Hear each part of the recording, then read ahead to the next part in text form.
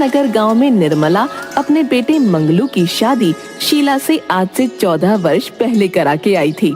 मंगलू अपने पिताजी की पुश्तैनी व्यवसाय धोबी का काम करता था, लेकिन उनकी दरिद्रता जाने का नाम ही नहीं लेती थी। एक दिन उसका बेटा कन्नू स्कूल से आकर बोला, पिताजी, मैं कल से स्कूल नहीं जाऊंगा। मेरी फटी हुई पैंट और शर्ट देखकर बच्चे मेरा मजाक उड़ाते हैं। टीचर भी कह रहे थे कि कल से ये ड्रेस नहीं चलेगी। ऊपर से जूते भी फट गए हैं। जब तक ये नहीं आएंगे मैं स्कूल नहीं जाऊंगा। अरे ऐसे कैसे कोई कह सकता है? स्कूल में हम पढ़ने जाते हैं, ना कि कपड़े दिखाने। कन्नू सच ही तो कह रहा है। 2 साल से एक ही कपड़े पहनकर स्कूल जा रहा है। कई बार बोला कि सिर्फ कपड़े धोने से घर नहीं चलेगा, हमें कुछ और धंधा करना चाहिए। भाई, मैं तो इतना ही जानता हूँ कि जितनी लंबी चादर हो उतना ही पैर पसारना चाहिए। हमारे बाप दादा कपड़े धोने का काम करते आ रहे हैं, तो हम भी कर रहे हैं। और पढ़ लिख कर होगा क्या है? आखिर इसको भी तो कपड़ा ही धोना है। क्या कहा? मेरा बेटा कपड़ा धोएगा? देख लेना, मैं अपने बेटे को पढ़ा लिखा कर अफसर बनाऊंगी। मैं मेहनत करूंगी, मेहनत करके इसे इसके मुकाम तक पहुंचाऊंगी। अब तक बेटे बहू की तू मैं देख रही निर्मला भी बहस के बीच में कूद पड़ी। अच्छा, तो अब तू काम करेगी? मेरे बेटे को नीचा दिखाने के लिए तू घर घर काम करने जाएगी? कान खोलकर सुन ले, मेरे जीते जी ऐसा हरगिज नहीं हो सकता। कन्नू की पढ़ाई को लेकर शीला और मंगलू में बात इतनी बढ़ जाती है कि मंगलू शीला पर हाथ तक उठा देता है। बस यही देखना रह गया था। अपने बच्चे के बारे में अगर अच्छा सोचने का यही सिला है तो मैं यहाँ नहीं रह सकती। चल कन्नू, यहाँ से चलते हैं। हाँ, जाओ जाओ। बड़ी आई कलेक्टर नहीं, बना लो इसे जिले का डीसी। दूसरे दिन शीला कन्नू को लेकर अपने मायके चली जाती है, लेकिन मायके में भी उसको सपोर्ट नहीं मिलता।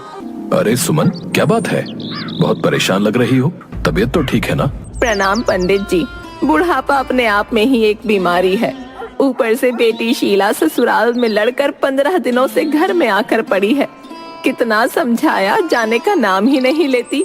बोलती है अब तो कुछ करके दिखाएगी, तभी ससुराल लौटेगी। तभी शीला घर से निकलकर बाहर आती है। अरे शीला, तू यहाँ? ससुराल में सब कुशल मंगल तो है ना? अरे पंडित चाचा, कन्नू अब हाई स्कूल में चला गया है, लेकिन घर वाले चाहते हैं कि वो पिताजी की तरह धोबी के काम में हाथ बटाए। लेकिन मैं चाहती हूँ कि मेरा बेटा पढ़ लिख कर कोई बड़ा अधिकारी बने। वाह, तुम्हारी सोच तो बहुत ही नेक है। तो इसमें समस्या क्या है? पैसे का। समस्या पैसे की है। जैसे तैसे हमारा घर चल रहा है, ऊपर से कन्नू की पढ़ाई का बोझ हम नहीं उठा सकते, इसलिए मैंने काम करने का निश्चय किया है। बहुत ही अच्छा सोचा है। हर व्यक्ति को आत्मनिर्भर होना चाहिए। वैसे भी तुम्हारे खाने का जवाब नहीं। शहर में जाकर किसी अच्छे से रेस्टोरेंट में शेफ का काम पकड़ सकती हो। नहीं चाचा, मुझे गांव से ही कुछ करके दिखाना है। कोई ऐसा काम जो मैं करूं और दूसरों को भी काम दे सकूं। ये तो और अच्छी बात है। तू पापड़ भी बहुत अच्छा बनाती है। भाई देखो, मैं तो कहूंगा कि पापड़ उद्योग ही क्यों नहीं खोल लेती। गांव की कई महिलाएं जो बैठी रहती हैं, उन्हें भी काम मिल जाएगा। अपने गांव में दलहन की खेती ज्यादा होती है, आसानी से तुम्हें कच्चा माल भी मिल जाएगा। शीला को पंडित जी का सुझाव पसंद आ गया। वो इस काम को शुरू करने लग जाती है। उधर कन्नू नानी के घर में रहकर गलत लड़कों की संगत में पड़कर बदमाश हो जाता है। एक दिन, अरे कन्नू, बहुत दिन से देख रहा हूँ तुम यहीं पर हो। क्या हुआ भाई? बाबूजी ने घर से भगा दिया क्या? देख बिरजू, रास्ते से हट जा। सबको अपने जैसा ही समझ रखा है क्या? वो तो मेरे पढ़ने के लिए पैसे नहीं हो पा रहे थे, तो मम्मी बोली कि वो काम करके मुझे पढ़ाएगी। अच्छा ये बता, तुम्हारे पिताजी कितने दिनों से काम कर रहे हैं भाई? मैंने तो बचपन से ही उन्हें नदी पर कपड़े जाकर धोते हुए देखा है। यानी करीब 15 सालों से तो कर ही रहे होंगे, है कि नहीं? अच्छा तो बता कि अभी तक तेरे पिताजी के पास कितना बैंक बैलेंस है भाई? खाने और अच्छे कपड़े पहनने के लिए पैसे नहीं है, और बैंक बैलेंस की बात करके मेरा मजाक उड़ाते हो। नहीं, मैं मजाक नहीं उड़ा रहा यार। तुम्हें ये बताने की कोशिश कर रहा हूँ कि काम करने से कोई अमीर नहीं हो जाता। पैसों के लिए मेरे जैसा स्मार्ट वर्क करना जरूरी है। क्या तुम मेरे साथ काम करोगे? हाँ, लेकिन करना क्या होगा? अरे कुछ नहीं, बस थोड़ा सा झूठ बोलना और सतर्कता से प्लान पर काम करना है। फिर तो पैसा ही पैसा होगा तुम्हारे पास। ठीक है, मैं तैयार हूँ। ठीक है, तो फिर पहले तुम्हें घर से ही काम स्टार्ट करना होगा। तुम्हें 200 रुपए घर से चुरा कर लाने होंगे, समझे? कन्नू घर पर जाता है और सुमन के बटुए से 200 रुपए निकाल कर चुपचाप बिरजू के पास चला आता है। ये लो बिरजू, 200 रुपए। मैंने अपना स्मार्ट वर्क कर लिया, नानी के पर्स से निकाल लिया। वाह वाह वाह।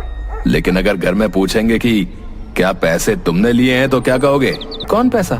कितना पैसा? और किसका पैसा? मैं तो सुबह से घर में आया ही नहीं। शाबाश मेरे शेर, शाबाश। अब तुम मेरे स्मार्ट वर्क के सेनापति बन सकते हो। चलो अब मैं तुम्हें अपना प्लान समझाता हूँ। हमें शहर का सबसे धनी सेठ जो है ना, सेठ करोड़ीमल, उसके यहाँ चोरी करनी है। क्या कहा? चोरी? अरे चोरी नहीं रे कन्नू, इसे स्मार्ट वर्क कहते हैं। कम काम करके ज्यादा पैसा कमाना है। पर रात में मुझे माँ और नानी आने नहीं देंगी।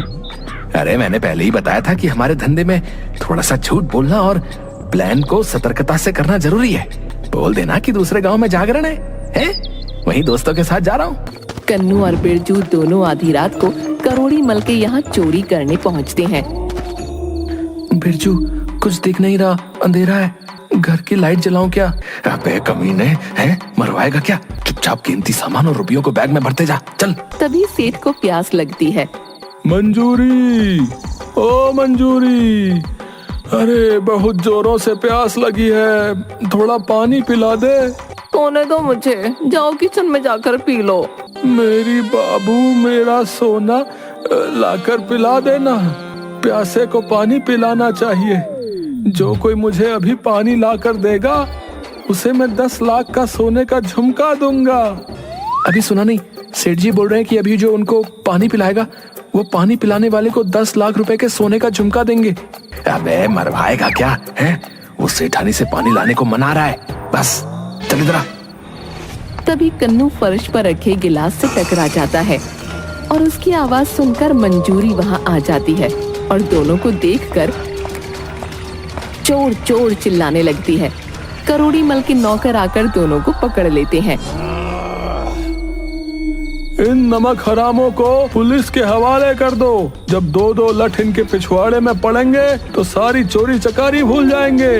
करोड़ीमल उन दोनों को पुलिस के हवाले कर देता है। इधर शीला के यहाँ लोन के लिए बैंक वाले निरीक्षण में आए हुए थे। उसी समय पुलिस वाला आकर शीला को बताता है कि उसका बेटा कन्नू बिरजू चोर के साथ चोरी करते पकड़ा गया। इतना सुनते ही बैंक ऑफिसर वापस चला जाता है और लोन कैंसिल हो जाता है। शीला गांव के दबंग होशियार सिंह से सुमन के घर को गिरवी रखकर पैसे उधार लेती है। देखो शीला, एक बार फिर कह रहा हूँ, अगर मेरे पैसे सूद समेत 6 महीने में नहीं मिले तो मैं घर पर कब्जा कर लूंगा। फिर मत कहना कि बताया नहीं। बेटी एक बार फिर से सोच ले तो चुकता कर देगी ना पैसे। माँ तू कागज पर अंगूठा लगा दे, मैं 6 महीने से पहले ही उनके पैसे सूद समेत लौटा दूंगी।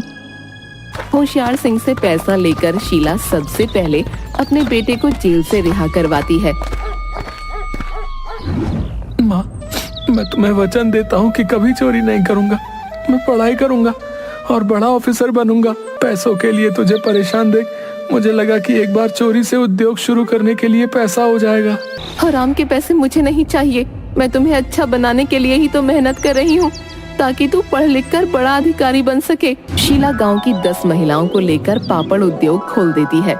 लेकिन अगले ही हफ्ते बारिश का सीजन शुरू हो जाता है और धूप नहीं निकलने की वजह से पापड़ नहीं बनते। शीला, मैं इधर से गुजर रहा था तो सोचा कि हालचाल पूछता चलूं। वैसे 3 दिन से धूप नहीं निकली, पापड़ तो बन नहीं रहे होंगे। हाँ चाचा, धूप नहीं निकल पाने से अभी पापड़ नहीं बन रहे। 3 महीने हो गए हैं, 1 महीने का सूद भी बाकी है। सुमन को अपने साथ लेकर ससुराल चली जाना। 3 महीने अभी बाकी है चाचा, आपके पैसे सूद समेत मिल जाएंगे। होशियार सिंह के जाने के बाद पंडित ज्ञानचंद वहाँ पर आते हैं।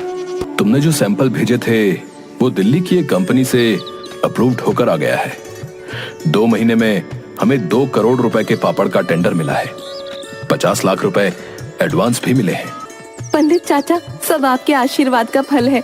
बहुत दिनों बाद कुछ अच्छा सुन रही हूँ। मैंने तो उम्मीद ही छोड़ दी थी। अरे बिटिया, ये सब तुम्हारी मेहनत का फल है। बस अब ज्यादा से ज्यादा पापड़ बनाओ। शीला अपनी टीम में 10 की जगह अब 50 महिलाओं को लगा लेती है। संयोग से धूप भी निकल आती है। शीला दिन रात एक कर देती है। महिलाओं में भी नया जोश और जुनून होने के कारण 15 दिन पहले ही टारगेट कंप्लीट हो जाता है। मालिक, सुना है शीला को 2 करोड़ रुपए का ऑर्डर मिला है और वो कल माल भेज भी रही है। ऐसा हो गया तो वो पैसा लौटाकर सुमन का मकान छुड़ा लेगी हुजूर।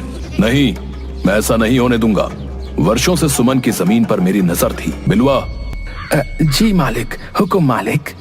आज रात जाकर उसके पापड़ गोदाम में आग लगा दो। ऐसा ही होगा मालिक। उधर पापड़ गोदाम में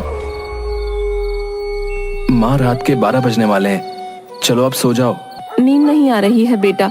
इसमें हम सभी महिलाओं की लगन और मेहनत है। कल ये चली जाएगी और हम करोड़पति बन जाएंगे। हमारे साथ साथ हमारी टीम की महिलाओं का भी काफी जोश बढ़ेगा इससे।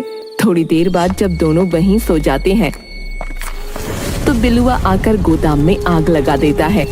भागने के क्रम में बिलुआ गिर जाता है और उसका शरीर आग पकड़ लेता है। तभी शीला जाग जाती है। कौन है वहाँ? अरे आग लग गई, आग! कोई बुझाओ इसे।